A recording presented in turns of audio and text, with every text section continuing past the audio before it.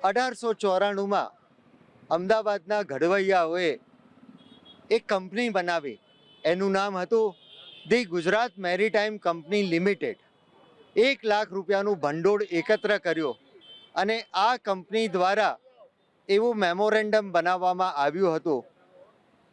અંગ્રેજ સરકાર સમક્ષ એ યોજના મંજૂરી માટે મૂકવામાં આવી કે ખંભાતના અખાતથી અમદાવાદ સુધીનો જે અંતર લગભગ 90 માઇલનું અંતર છે એને વિકાસ કરવો અને 30 ફૂટ પહોળી 4 ફૂટ ઊંડી એક ચેનલ બનાવી અને આ ચેનલમાં દરિયાનું પાણી છેક અમદાવાદ સુધી લાવવું અને એમાં મધ્યમ કક્ષાની ટગ સ્ટીમ એન્જિનવાળી બોટો એ શરૂ કરીને અમદાવાદથી તૈયાર ઉત્પાદિત કાપડ અન્ય ચીજ વસ્તુઓ પછી એની સાથે સાથે સાબરમતી નદી કિનારે આવેલા વિવિધ ગામડાઓ નગરોનો વિકાસ કરવો અને એ જ રીતના ખંભાતના અખાતથી કોલસો કે બીજું જે કંઈ પણ માલ સામાન દેશ દુનિયાથી આવે એને અમદાવાદ સુધી સરળતાથી લાવીને અમદાવાદને મેરીટાઈમ સિટી તરીકે ડેવલપ કરવાની આ પરિયોજના મૂકવામાં આવી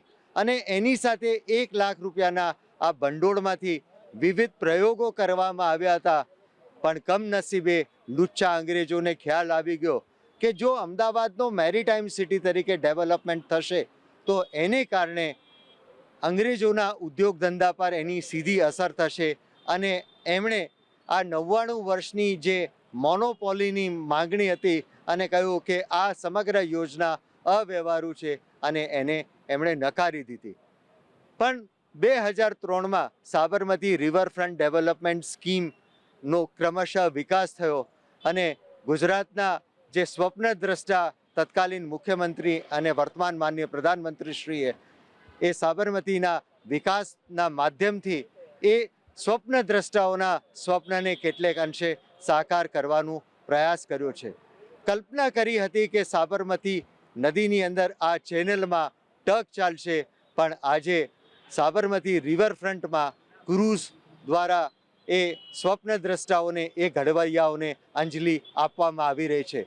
આ જો વિકાસ થયો હોત, અમદાવાદ બંદરીય નગર તરીકે વિકાસ પામ્યો હોત તો વિશ્વના જે સમૃદ્ધ શહેરો છે, ઔદ્યોગિક શહેરો છે એની અંદર અમદાવાદની ચોક્કસ ગણના થઈ હોત. પણ એ સ્વપ્નદ્રષ્ટાઓના આ પ્રયાસને એક ડોક્યુમેન્ટેશનના માધ્યમથી એ સ્વપ્નને ફરી આપણે રિવાઇવ કરવાનો પ્રયાસ કર્યો છે.